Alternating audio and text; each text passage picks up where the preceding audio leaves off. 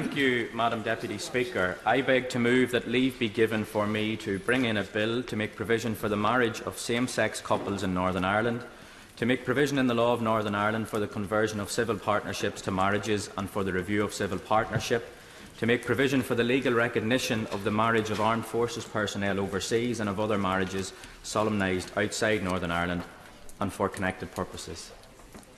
I speak in this House today with great pride in the people and cause on whose behalf I bring forward this bill, but with reluctance too, and strange as it might sound, with some disappointment.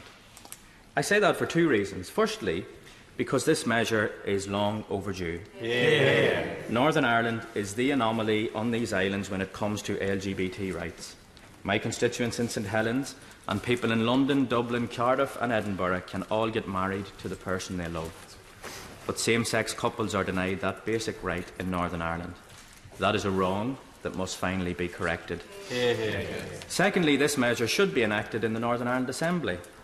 Let me say clearly that is my strong preference, and I know that across the House, members desperately want to see the power-sharing institutions restored at Stormont.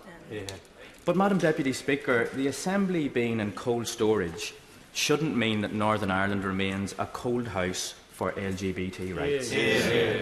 The de facto suspension of the devolved legislature does not mean that equality for same-sex couples can be suspended indefinitely, because rights delayed are rights denied. It is for those reasons that I and members right across the House and the Love Equality campaign are demanding that this House, this Parliament and this Government acts.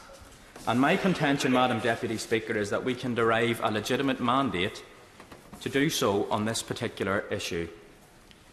Because the people of Northern Ireland and their elected representatives in Stormont have spoken in favour of same-sex marriage.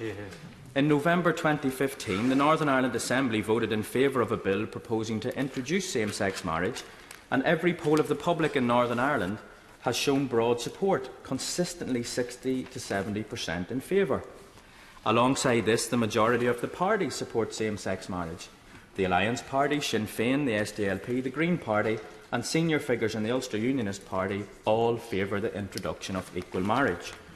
They contend that change is needed and that in the absence of an Assembly, Westminster must act. Because this is not about people being nationalist or unionist. It's not even about people being gay or being married. It's about people being equal. And the Love Equality campaign represents a broad cross-section of the community in Northern Ireland. Amnesty International, the Irish Congress of Trade Unions Northern Ireland Committee, the National Union of Students and the Union of Students in Ireland, the Rainbow Project, Cara Friend and Here ANI. So in bringing this bill, Madam Deputy Speaker, I and other members seek not to usurp the democratic institutions or civic society in Northern Ireland, but to support them. There are, of course, those who oppose equal marriage and do not wish to see it extended to Northern Ireland. It is their right to hold those opinions, but it is not the right of anyone, any MP or any political party, in holding such an opinion to deny, block or denigrate the rights of others. Madam Deputy Speaker, I am a practising Catholic. Now, my parish priest would undoubtedly say that I probably need to practice a little bit more. I am not a theologian, and this is not a church, but I have been asked about whether or not, given the position of the church hierarchy, this conflicts with my own personal faith. Let me say this as gently and I hope as appropriately as possible. The God I know is one of love, compassion and understanding. In showing that to others, in standing up for the marginalised and those denied their rights, I believe I am living the message of the gospel in this Holy Week. And I want to be clear that the position of the churches in Northern Ireland will be unaffected by this. They will not be compelled to perform same-sex marriage ceremonies or recognise same-sex marriages in the structures of their respective churches. Attitudes have changed in Northern Ireland and on the island of Ireland. In the rural Armagh village of Camlock, sage advice and solace is to be found in the local hostelries of Doyles, Quinns and Trainers. There you will find the finest wines, ales and mines. And for me, they have always been a good barometer of what the elusive man on the street thinks about the issues of the day. On a recent and these days rare visit, I chanced to encounter one of these wise men. a gruff, agricultural, straightforward South Armagh man, and he said to me, "Young McGinn, I see you're helping out the gays." And he said, "Sure, I'm all for this gay marriage. They're as entitled to be as miserable as the rest." And another asked, "You see this equal marriage, will they be able to get equal divorce too?" Madam Deputy Speaker, the point is, when they're making jokes about it, you know it's accepted and part of the fabric of everyday life. The people understand this. It's the law that remains stuck in the past. Because LGBT people are the sons, daughters, brothers and sisters of our friends and neighbours. And this is fundamentally about people and their rights. My friend, an occasional aide de camp, James Winston, is a well-known and respected figure here at Westminster. Unlike Downing Street advisers, I'm not in the business of outing people, but it won't come as a shock to anyone who knows him when I tell the House that he is gay. What might be more surprising is that when he was a young man in Northern Ireland in the 1970s, homosexuality was still illegal. Despite being decriminalised in Britain in the late 1960s, it wasn't until the 1980s that it became legal in Northern Ireland. James is a proud Ulster man and has devoted much of his life to working for peace and reconciliation in Northern Ireland. But I know, as his friend, that it cuts him to the quick that he had to leave home as a young man because he was gay, and that the prohibition of same-sex marriage means to this day he is not considered equal in the land of his birth. Or my friend Peter McGee, who grew up on the same street as us in Bestbrook. He lives with his husband in New York, but when he gets off the plane in Belfast, his marriage isn't recognised. I contrast that with another friend, Alan Gamble, for whom I acted as best man when he married in Scotland. He was able to marry the man he loved in the place he calls home, in front of his friends and family. And later today, I will join with Cara McCann, Amanda McGurk and other campaigners to present petitions in support of equal marriage in Northern Ireland to 10 Downing Street. Yeah. The more than 42,000 people who have added their names to these petitions all have their own reasons for demanding marriage equality, but I want to highlight the case of Cara and Amanda. Cara and Amanda have been in a loving relationship for almost 5 years and were engaged just over a year and a half ago. Like many couples, it is their dream to build a happy life together as a married couple based on their shared love and values. But they can't. Now, does anyone think that is fair? Does anyone think that is right? Does anyone think that could continue? Because, Madam Deputy Speaker and dearly beloved members gathered here today, if any person knows of any reason why Cara cannot be joined together in matrimony, then let them speak now or forever hold up. This is the opportunity for anyone in this House who objects to equal marriage to do so. Let them stand up here and make their case and bring it to a vote. That is my challenge, because today is not about symbolism. My efforts and the efforts of my friend Lord Hayward in the other place are not gestures. In a short while we will know the will of the House on this matter. If it supports equal marriage, which I believe it will, then the government has a moral and political duty and imperative to act.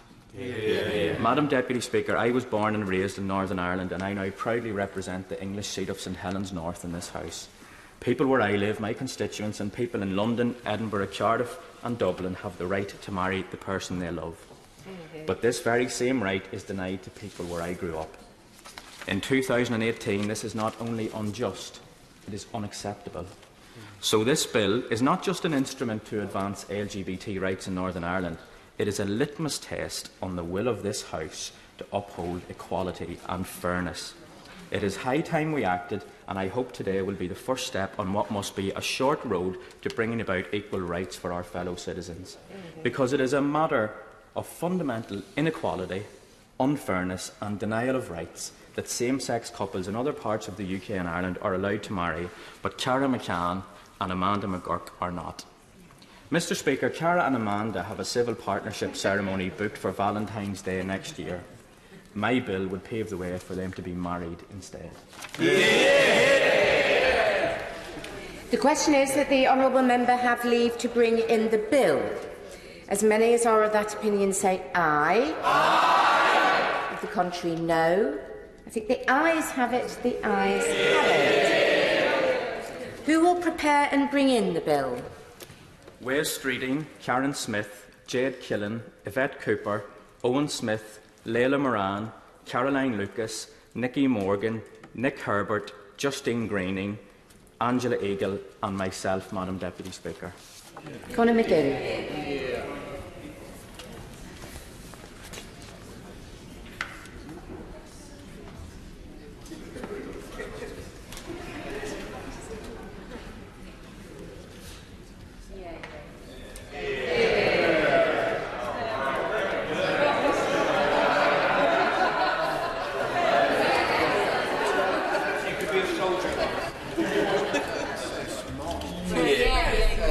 Marriage, same-sex couples, Northern Ireland, number 2 bill. Second reading what day? Friday the 11th of May. Friday the 11th of May for second reading. Point of order, Gerald Killen. Thank you, Madam Deputy Speaker. I think the will of the House is now clear in respect of the bill from my honourable friend that's just been brought forward. And I'm seeking your advice as to whether you've had any notification from the Government of its intention to come before this House and give a statement as to how it intends to proceed to introduce same-sex marriage in Northern Ireland. Well, I haven't had any notification, but I would point out that those just this minute gone through. However, the Treasury bench will have heard the honourable gentleman's comments. Thank you. Point of order, members. Point of order, West Streeting. Thank you, Madam Deputy Speaker. I'm very proud of my friend, the Honourable Member for St Helens North, for that powerful speech.